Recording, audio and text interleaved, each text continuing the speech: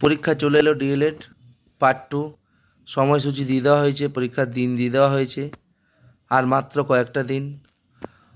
তার আগে আমি তোমাদের 5টা প্রশ্নের পঞ্চবান দিয়ে যেতে চাই। এই 5টি প্রশ্ন তোমাদের যে 3টে পেপারের পরীক্ষা হবে, সিসি 02, 03 আর 04, এর যে কোনো সাবজেক্টের, এই 3টে সাবজেক্টের যে কোনো 7 বা 16তে এই কোয়েশ্চেনগুলো চলে আসতে পারে।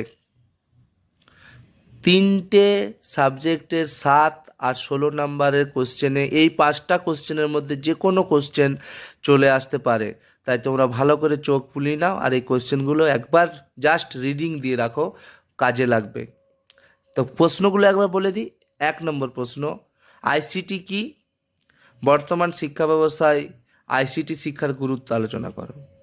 2 নম্বর প্রশ্ন, অন্তর্ভুক্তিমূলক শিক্ষা কাকে বলে?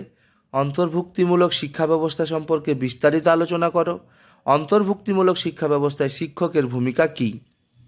3, শিশু কেন্দ্রিক শিক্ষা ব্যবস্থা কাকে বলে? খুবই কমন প্রশ্ন। শিশু কেন্দ্রিক শিক্ষা ব্যবস্থার বর্তমান রূপ আলোচনা করো। 4, সামাজিকতা কি? শ্রেণীকক্ষে সামাজিক শিক্ষায় শিক্ষকের দায়িত্ব আলোচনা করো।